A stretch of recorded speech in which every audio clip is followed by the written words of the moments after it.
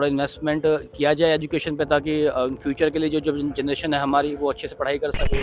Budget के लिए हम यही सोचेंगे कि मिडिल क्लास पे थोड़ा ज़्यादा फोकस करा जाए और पेट्रोल के दाम बहुत ऊपर जा रहे हैं वो थोड़े कम कर दिए जाए। तो कोविड के पहले और अभी के बीच में काफ़ी ज़्यादा मतलब जो प्राइसिंग है सबकी बढ़ी है, लेकिन उस हिसाब से अर्निंग नहीं बढ़ा है। सरकार जितना हमसे टैक्स ले रही है उतना हमें रिटर्न भी करे।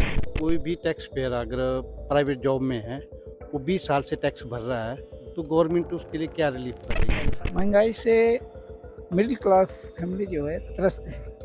तो हम चाहेंगे कि जो टैक्सेशन बढ़ने का जो चांसेज है वो ना बढ़े। Well, it's 29th of January 2024 and we are just still 3 days away when the day will come and Finance Minister Nirmala Sitharaman will be presenting the interim budget of the NDA-2 government before the elections. So yes, many anticipations, many things to come. But what exactly is what the people are thinking about it? What do the people want? Do they want subsidies in EV? Do they want more investment in culture, defense or what?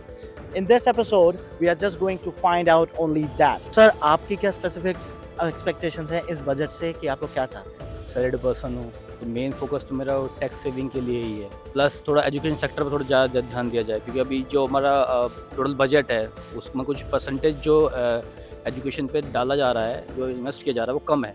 थोड़ा investment किया जाए education पे, ताकि future के लिए जो generation है हमारी वो अच्छे से पढ़ाई कर सके।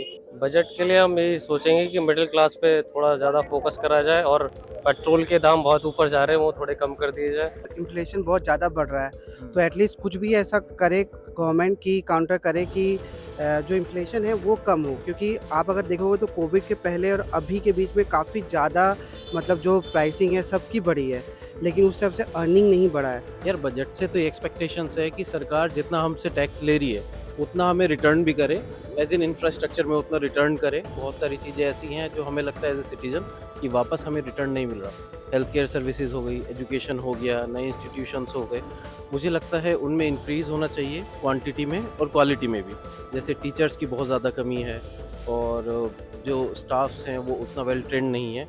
कोई भी टैक्स पेयर अगर प्राइवेट जॉब में है वो 20 साल से टैक्स भर रहा है तो गवर्नमेंट उसके लिए क्या रिलीफ कर रही है। बहुत से भारत में ऐसे गांव भी हैं जिसमें विकास अभी नहीं हुआ है। Right. बहुत से ऐसे शहर भी हैं जहां दिखाई गई है वो टॉप मोस्ट सिटीज हैं, बट उसमें भी कोई ऐसी जगह हैं जैसे नोएडा ही टॉप मोस्ट में आती है, बट खोड़ा की गलियां देख ले काफी कम्पैक्ट है। महंगाई से मिडिल क्लास फैमिली जो है त्रस्त है। तो हम चाहेंगे कि जो टैक्सेशन बढ़ने का जो चांसेज है वो ना बढ़े। Here we were in Sector 62. We talked to different people. We talked about them कि आप लोग क्या expect करते हैं? What do you expect from the budget?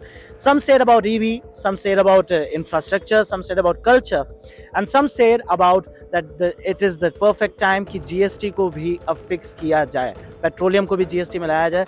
So what exactly is Nirmala Sitharaman planning? No one knows as of now.